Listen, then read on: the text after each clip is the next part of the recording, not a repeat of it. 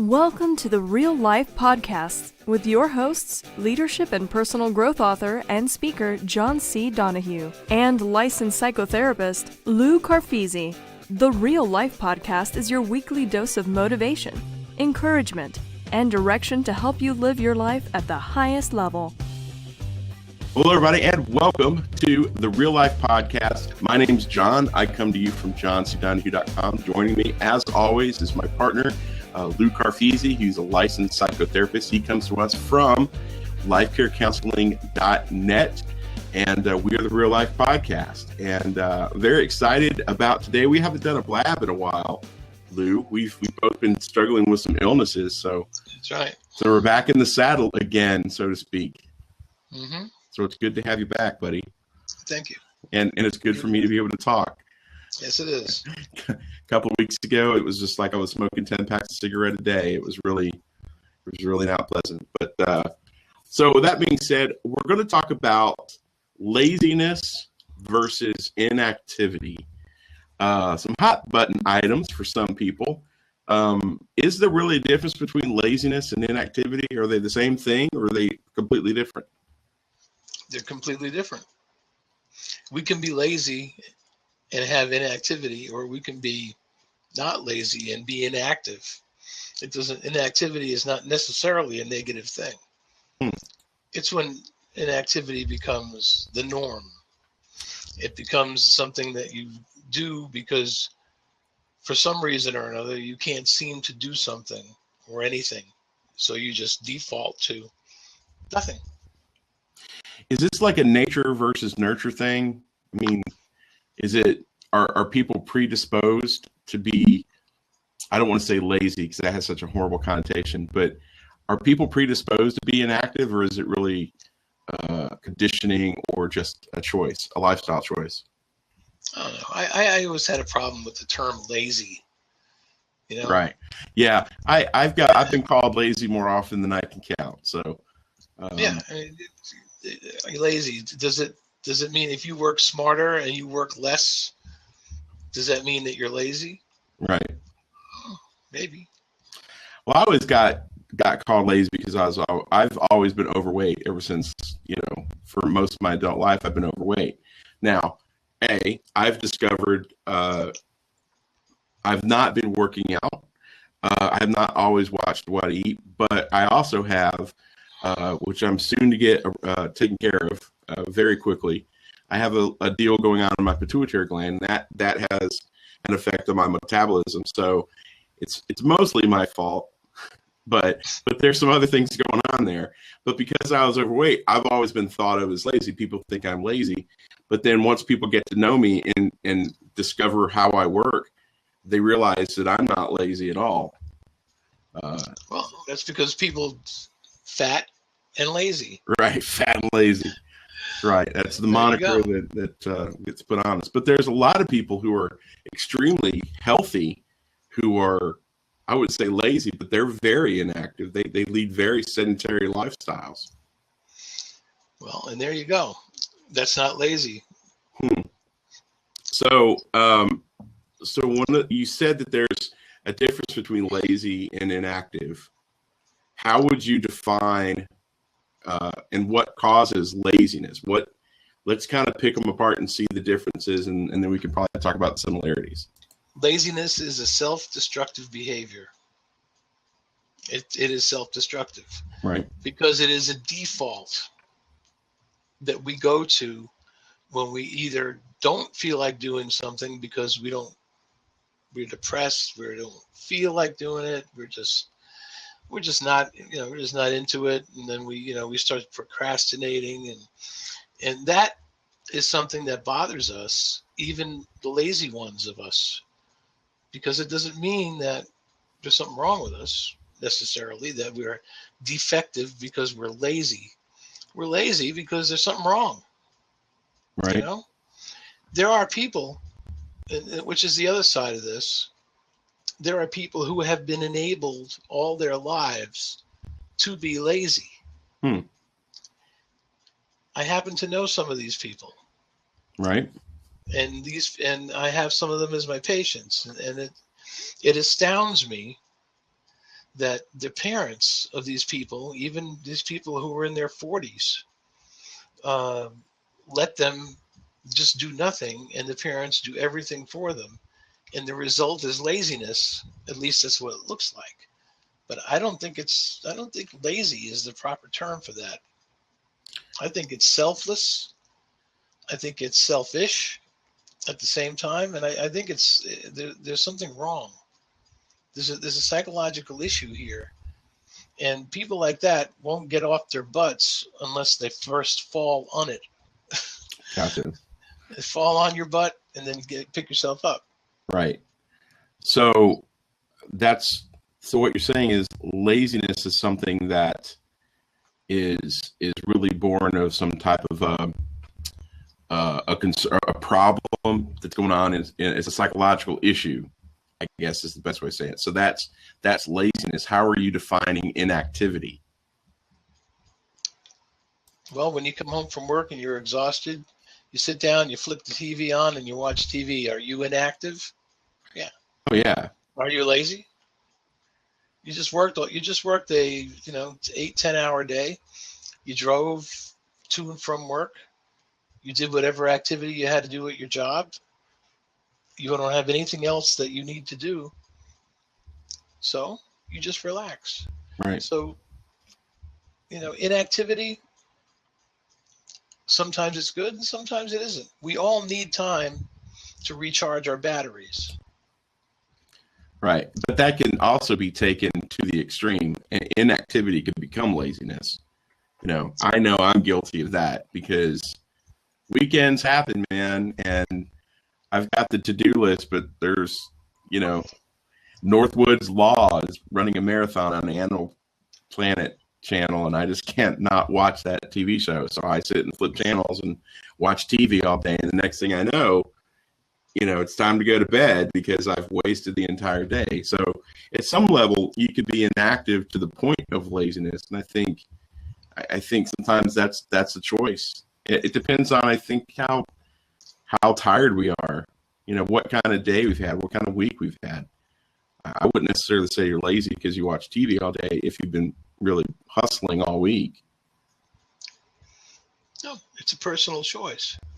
Laziness is a tag that's put on us sometimes by our parents, sometimes by our not so well-meaning, bosses or people who have once at one time or another employed us.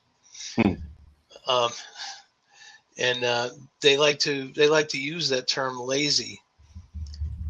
Not saying that there aren't lazy people, and I'm not defending laziness. I'm saying that laziness is a problem for those who have things to do and they neglect them. Then there are people who don't have anything to do. There's nothing that they're neglecting, but they're just inactive, and they choose to be. And there's nothing wrong with that. Right.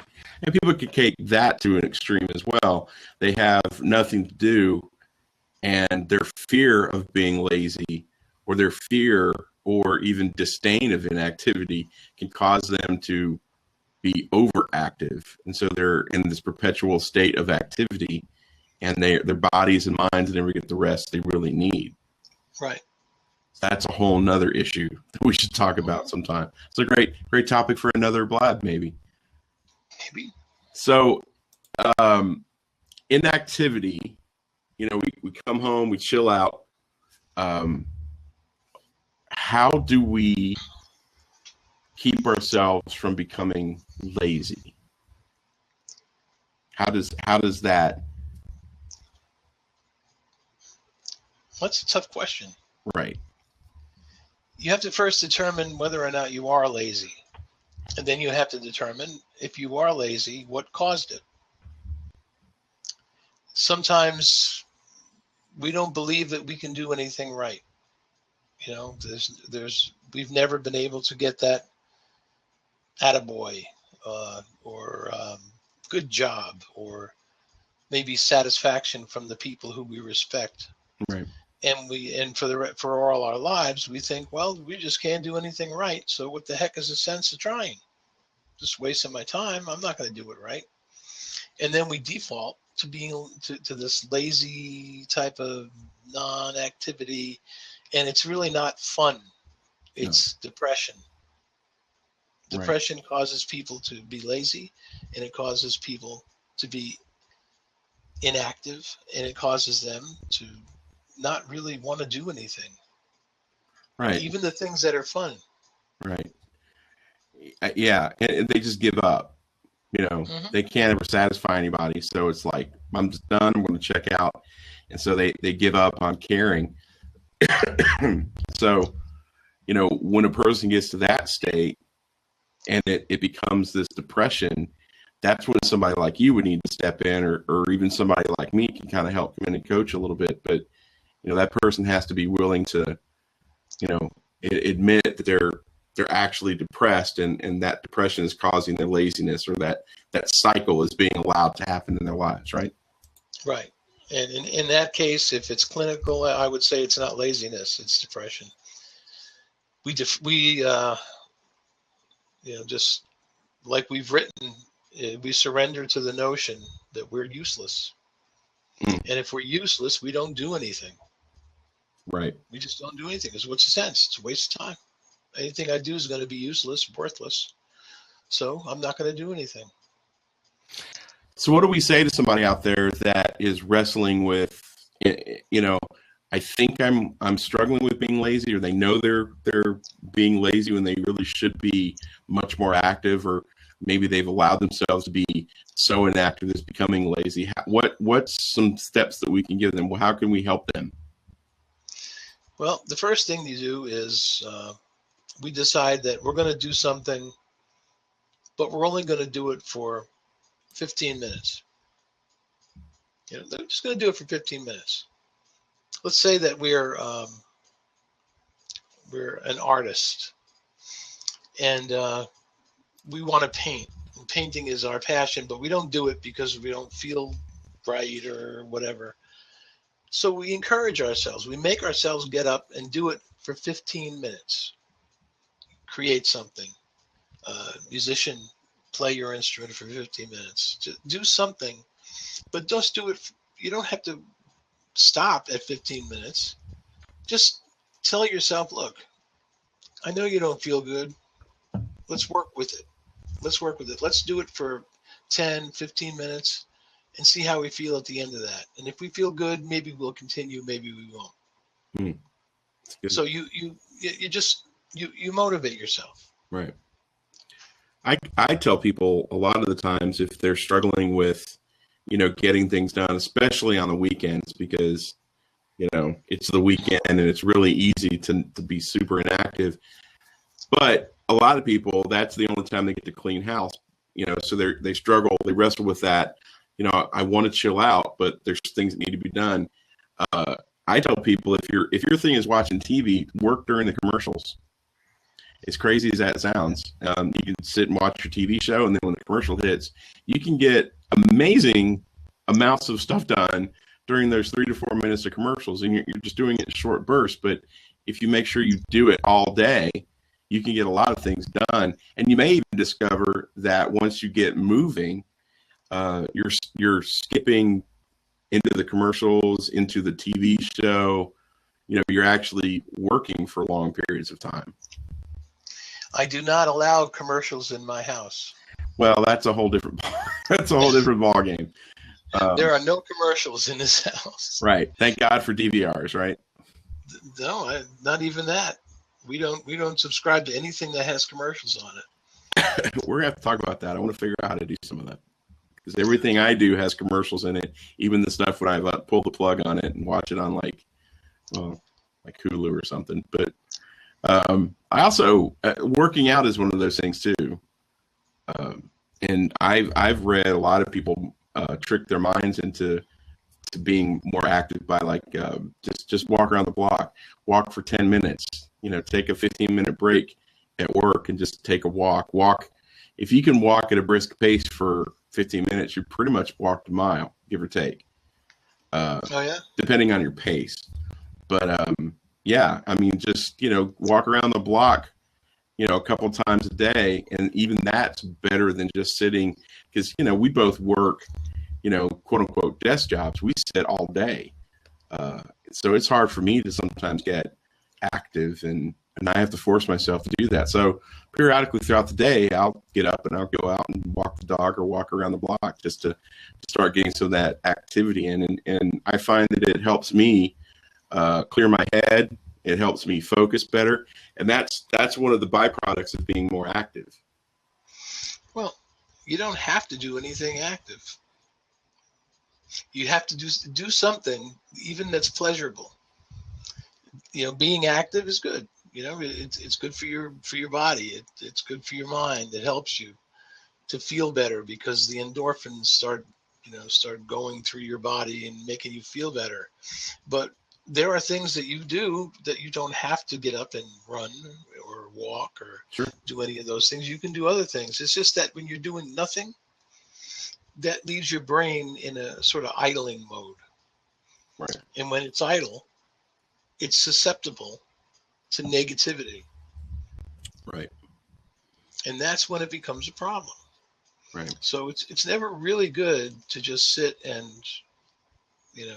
veg. It's not really good to do that. Right. If you're watching something, a compelling program on TV, or maybe, but all the ways that we can watch videos and things that we can read, there shouldn't be times when we just have absolutely nothing in our heads, because there's always something there, be it pleasure, work, interest, whatever it might be. Right. So, because it really comes down, I guess, if I can just come right out and say, it really comes down to a healthy brain. Being lazy, being inactive, I understand the differences. We've talked about the differences, but it really comes down to having healthy thoughts. The healthier we are, whether we're active like running or walking or we're active as in like creating or doing things, it really just comes from having, healthy self-esteem, healthy thoughts, being a lot healthier, because it seems to me that the lazy side comes from, depression and negative thoughts. Is that a fair way of saying it? I think that's accurate. Yeah. Okay. And then you do have the people who I mentioned earlier that they've been brought up to believe that they don't have to do anything, and that all they have to do is sort of just breathe, eat, and sleep and things. Right. Everything else is going to be done for them. This is probably the most destructive and terrible circumstance that's imaginable, because it's more under the category of abuse. When you bring a person up, we bring a child up to become an adult, to have this attitude, because somebody else is going to do it for me. So there really isn't any reason for me to do it. Therefore, there is no incentive. There is no motivation. And these people turn out to be some of the people that you walk by and they might have a foul odor to them. They might have, greasy hair. Because they're not taking care of themselves. They don't care about themselves, and it becomes obvious in their appearance, in their hygiene, and in their lives in general. So it takes a healthy mind to be productive and really to enjoy yourself, because people who don't have a healthy mind, they don't enjoy themselves. They're miserable. Okay.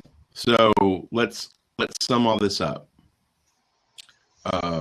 Unless you need rest and that's causing you to be inactive, we all need to get up and do something.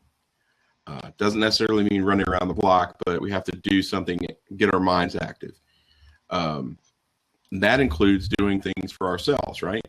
Like you said, lazy people don't normally do those activities that are pleasant for themselves because of the depression, because of the things that they're struggling with in their minds. But they play out stereotypical scenarios similar to what you talked about. Right. So if you can't break the cycle of laziness or inactivity, we would encourage you to get some help. And the biggest thing is to not procrastinate. And that's what we all tend to do sometimes. So if you feel like you need help, please reach out, contact Lou or myself. You can contact us at questions@reallifepodcast.com so you can get some motivation and encouragement because your life is passing you by. And we want to make sure that you don't miss a moment of it because it's too incredible to miss. Is that fair? That's right. That's fair. Our time here on Earth is limited, and we never know when it's going to end. And you don't want to spend any of that time really not engaged in anything productive or happy or fulfilling or anything, because it leaves you open to negativity. And we weren't put here to become negative and miserable. So. Right. Well said, my friend. So if you want to contact us, you can send us an email. You can always find us over at Facebook at Real Life Podcast or Twitter at Real Life Cast, and visit us at reallifepodcast.com. Make sure that you sign up for our newsletter and come see us next Monday at 3 o'clock. Lou will be here, I'll be here, and we'll be talking about some more subjects that I'm sure will provoke even more thought. You said a lot of great stuff that's made me think, my friend, so thank you.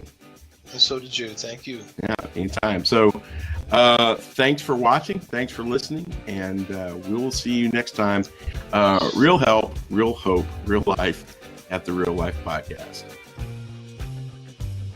Thank you for listening to the Real Life Podcast. Find out more information and sign up for the Real Life Podcast newsletter at reallifepodcast.com. You can also learn more about our hosts, Lou Carfisi at lifecarecounseling.net and John Donahue at johncdonahue.com. And remember, live your life to the fullest. And as always, we want to encourage you to choose to be awesome, because when you choose to be awesome, you will be. Have a great week, everyone.